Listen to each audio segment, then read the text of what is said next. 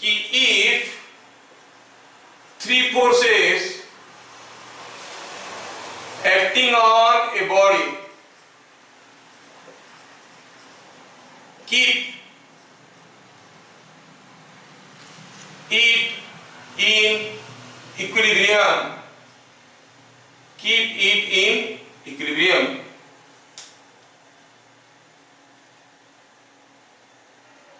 then lines of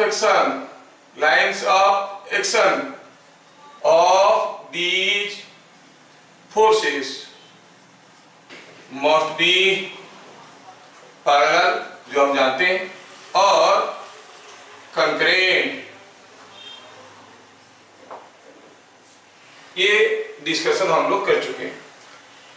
और कोई body के ऊपर तीन फोर्स आ रहे हैं और तीनों फोर्स बॉडी को इक्विलिब्रियम में रख रहे हैं, तो तीनों का लाइन ऑफ एक्शन या तो पैरेलल होंगे या फिर कंकरेंट होंगे।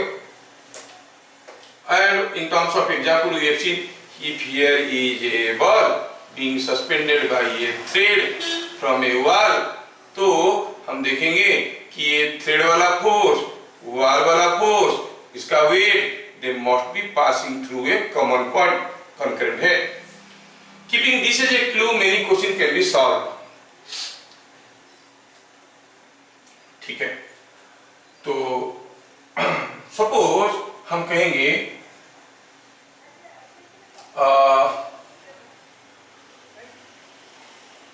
ये कोई एक क्वेश्चन है, मान लो कि यहाँ पर कोई एक बार है, ये बार ऐसा लगा है, एक बार है, this bar is being hinged here, और इसको यहां से कोई थ्रेड से बांध दिया गया है।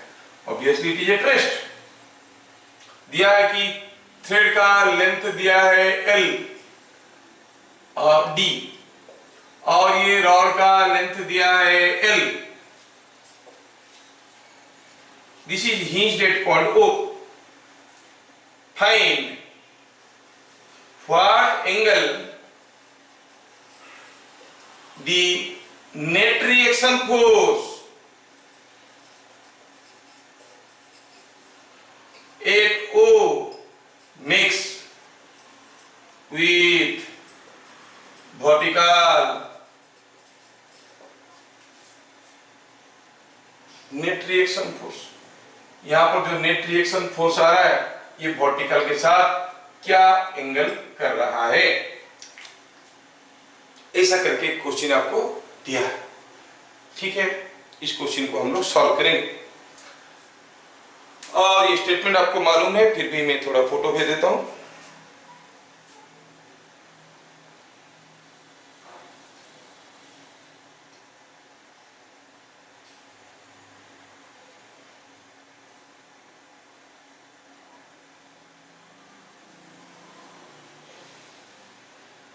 ठीक है, फोटो भेज देता हूं।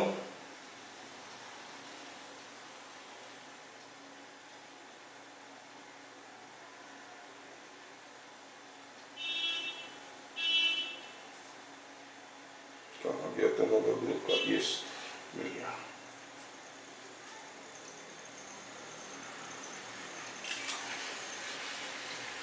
पक्का इसके ऊपर आप लोग अभी थोड़े थोड़े सोचे हो। अब मैं थ्री बॉडी डायग्राम करूंगा और देखूंगा कि इसके ऊपर क्या क्या फोर्सेस आ रहे हैं। थ्री बॉडी डायग्राम अगर सॉल्यूशन से बनाएंगे तो ये हो गया बार, ठीक है, ये बार ऐसा है। थ्री बॉडी डायग्राम में सारा फोर्स दिखाएंगे, इसका वेट बीच में आ रहा होगा, यहाँ पर कोई थ्रेड इसको खींच रहा होगा, और अगर ये थ्रेड को, ये जो हिंज है, हिंज को यहाँ से काट देंगे तो क्या होगा, ये ऐसे रखा था ना, फर्र करके गिर जाएगा, मतलब गिर जाएगा, मतलब हिंज इसको गिरने नहीं दे रहा है, मतलब hinge must be giving a force like this, call it F1। अभी अगर ये वाल को काट देता हूं, ये धंस जाएगा अंदर, मतलब वाल धंसने दे रहा है, मतलब it must be pushing with some force F2। अब ये जो F1 है और जो F2 है, इन दोनों का जो रिजल्टेंट है वो वर्टिकल के साथ क्या एंगल कर रहा है, मैं जानना चाहता हूं। कितना खूंखार खतरनाक क्वेश्चन है, लेकिन डरने की कोई बात नहीं, हमारे पास कुछ कॉन्सेप्ट्स हैं। अभी मैं जानना चाहता हूं कि जो नेट रिएक्शन फोर्स है एट ओ, वो वर्टिकल के साथ क्या एंगल कर रहा है। ओके, फिर से रीड्रॉ कर देता हूं फिगर को। ये हो गया बार, ये बार के ऊपर एक फोर्स आ रहा है mg, बीच में आ रहा होगा, मास तो दिया नहीं है लेकिन आ रहा होगा बीच में जो भी है। यहाँ पर एक टेंशन आ रहा है और ये टेंशन ऐसे जा रहा है। यहाँ पर कुछ रिएक्शन फोर्स आ रहा है। If I see the net reaction force here, the net reaction force here, ये net force, तो net force ये और tension are the three forces and the body is well in equilibrium. If so, then these three forces must be concurrent. These two forces are meeting somewhere here, means the third force must be passing through this line. इसकी ये तो इसी direction में होना जरूरी है। अगर इसी डायरेक्शन में होना जरूरी है, सोचो अभी हमें देखना है कि ये इसको ऐसे करता हूं, ये था हमारा वल, ये था वल, ये पूरा डिस्टेंस d था। अच्छा, ये पूरा अगर l था, ये l/2 होगा, मिड पॉइंट है। तो ये छोटा ट्रायंगल, ये बड़ा ट्रायंगल सिमिलर है ना। तो अगर ये l/2 है तो ये पूरा d है, तो ये d/2 है, तो ये भी d/2 है। ध्यान से देखो, ये d/2 है, ये हाइट कितना है, ये हाइट कितना है, ये अगर l है, ये हाइट कितना है, l² माइनस d² का रूट ओवर। ठीक है, तो हमें ये मालूम है, ये मालूम है। तो वर्टिकल के साथ क्या एंगल कर रहा है, थीटा एंगल कर रहा है। क्या कहेंगे, tan theta is equal to d/2 divided by this l² minus d² का root over. So theta can be found as tan inverse of d by 2 root over of l² minus d²। Okay, l² minus d²। तो vertical के साथ क्या angle कर रहा है, vertical के साथ ये एंगल कर रहा है। A block of mass m is at rest on a rough inclined plane.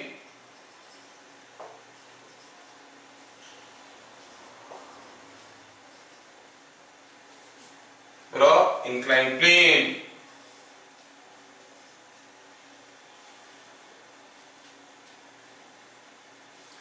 Find at what distance, block नहीं, एक क्यूब, हाँ एक cube, at what distance from A the normal reaction x.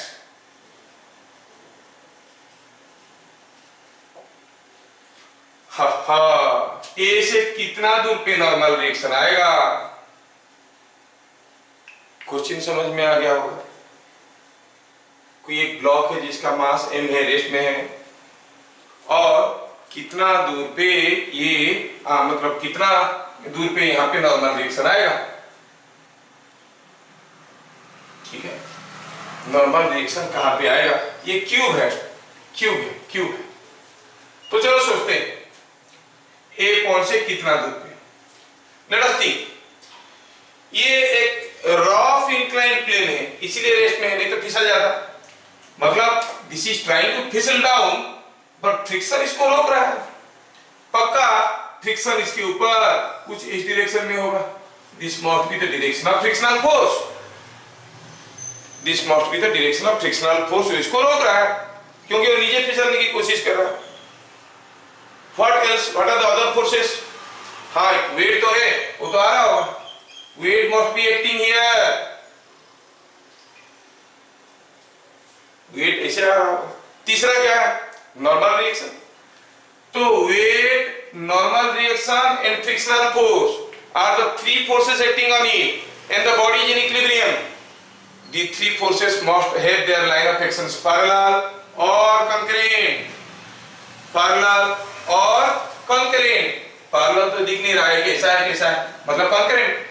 और नॉर्मल रिएक्शन तो surface को normal होता है, and that has to pass through this. इसका मतलब normal reaction must be acting somewhere here,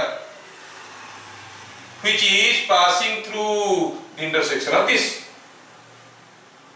ठीक है, तो पूछा है अगर नॉर्मल रिएक्शन P पॉइंट में आ रहा है, आपको पूछा है AP कितना है। हाँ सिंपल है, निकाल देंगे। AP कितना है वो तो निकल जाएगा, AP कितना है निकल जाएगा। वेल थोड़ा सोचा जाए, AP अगर हम किसी तरह से ये लेंथ को निकाल लेंगे तो फिर AP हो गया ये लेंथ, ये निकल जाएगा। चलो इसको कहते हैं सेंटर और इसको कहते हैं P डैश, CP डैश निकालते हैं। अच्छा अगर ये एंगल थीटा है, ये एंगल तो 90 माइनस थीटा है क्योंकि वेट वर्टिकल होता है। ये 90 माइनस थीटा हुआ तो ये 90 माइनस थीटा हुआ तो ये एंगल हो गया थीटा, ये एंगल हो गया थीटा। अच्छा तो ठीक है भाई, CP dash by P dash P, CP dash by PP dash is tan theta, but PP dash क्या है, क्यूब है, आधा होगा L/2, PP dash is L/2, तो CP डैश कितना हो गया L/2 tan थीटा। कोई कीड़े ये लोग तो सब्सक्राइब नहीं किए, बिना सब्सक्राइब के क्या है। CP dash equal L/2 tan theta. एक बार CP डैश मिल गया, AP पूछा है, AP क्या है भाई, यहां से यहां तक होता है L/2, उसमें से CP डैश माइनस कर दो, L/2 minus CP dash that is L/2 into 1 minus tan theta. So distance at which the normal reaction is acting is equal to L/2 into 1 minus tan theta. Think here is a cube of side length L kept on a smooth inclined plane. कितना inclination, पहला case में तो inclination भी दिया था, अभी inclination भी नहीं दिया है, और क्या दिया है, ये सरफेस का मिड पॉइंट को बांध दिए, तो यहाँ पर नॉर्मल रिएक्शन आ रहा होगा, कहाँ पे, यहाँ पे, यहाँ पे, यहाँ पे, यहाँ पे, यहाँ पे, यहाँ पे, जहां पे भी आ रहा है वो ए से कितना दूर पे है। बॉडी डायग्राम करते हैं, पूछा है नॉर्मल रिएक्शन यहाँ से कितना दूर पे आ रहा है, तो ये ब्लॉक के ऊपर एक टेंशन तो इसे आ रहा होगा और इसका मिड पॉइंट इधर कहीं होगा, इस मिड पॉइंट से एक वेट आ रहा होगा और ये दोनों इस पॉइंट से पास कर रहे होंगे। इसका मतलब जो नॉर्मल रिएक्शन होगा that helps to also pass through the centre, मतलब कितना दूर पे होगा, ऑब्वियसली L/2। सो सिंपल, समझ में आ गया। आगे ए rectangular block is a rest on a very rough plane as shown, मतलब कुछ भी हो जाए फिसलेगा तो नहीं। If theta is gradually increased,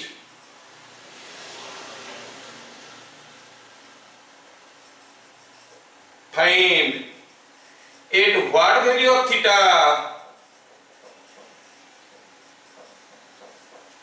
the block topples, गिर जाएगा, भ्रूम करके गिर जाएगा, फिसलेगा तो नहीं लेकिन टेढ़ा करते हुए जाओगे एक पर्टिकुलर एंगल के बाद भ्रूम करके गिर जाएगा, टप्पल कर जाएगा कितना थीटा के बाद, और वेरी रफ है, कितना भी थीटा कर दो नहीं फिसलने वाला, तो ठीक है। तो आपको सोचना है what value of theta the block topples, ये हो गया क्वेश्चन नंबर 4। दिया कि रेक्टेंगुलर ब्लॉक इस इंक्लाइंड प्लेन पे रेस्ट में रखा, इसे वेरी रफ प्लेन, मतलब फिसलेगा नहीं चाहे कितना भी एंगल कर दो, ज्यादा एंगल करोगे तो गिर जाएगा गड़ाम करके, कितना एंगल पे गिरेगा। Now let me draw the three body diagram of the body here, this is what is the body. अब देखो इसका वेट सेंटर में आ रहा होगा and it is a very rough inclined plane, ये क्यों नहीं फिसल रहा है, फ्रिक्शन इसको रोक रहा है, फ्रिक्शनल फोर्स रोक रहा है, तो frictional force and weight are acting at this 2 points, at this point and the third force which is keeping them in equilibrium is the normal reaction. It has to act like this. यहाँ पे देखो तो weight was acting here, frictional force here, normal reaction here.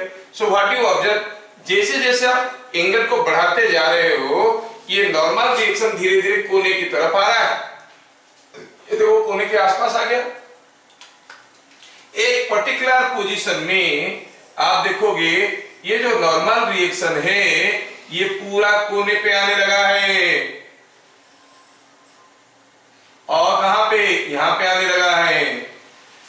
अभी अगर इस angle से थोड़ा सा ज्यादा टेढ़ा कर देंगे ये नॉर्मल रिएक्शन का जगह कहां पे आएगा, बाहर कहीं हवा में। हवा में कैसे फोर्स लगा सकते हो, normal reaction will not act, इसके ऊपर और नॉर्मल रिएक्शन नहीं आएगा। दो ही फोर्स रहेंगे, दो ही फोर्स रहेंगे का मतलब हुआ two forces must be equal and opposite and must have same direct line of action for equilibrium. अब ये दोनों फोर्स तो बॉडी को इक्विलिब्रियम में रख नहीं सकते, होगा क्या, भ्राम करके गिरेगा। तो अगर थीटा को इस एंगल से ज्यादा करेंगे और ये फ्रिक्शनल फोर्स और वेट का इंटरसेक्शन पॉइंट ए से बाहर निकल गया, इसको रोकना मुश्किल नहीं, नामुमकिन है। That is the maximum theta is this.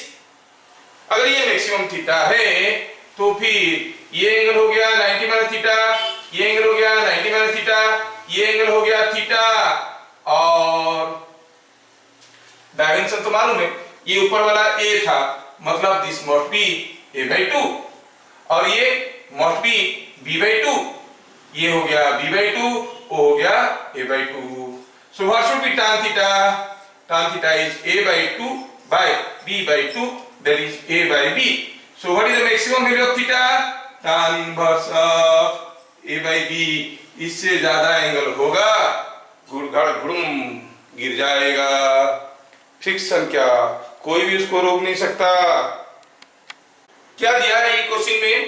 दिया है कि कोई ब्लॉक है 6 kg का और उसको कोई एक हॉरिजॉन्टल फोर्स से पुश कर रखा है और ये रेस्ट में है, ये इक्विलिब्रियम में है। तो इक्विलिब्रियम में तो जो नॉर्मल रिएक्शन आ रहा है वो नॉर्मल रिएक्शन कुछ 100 न्यूटन का है, ठीक है।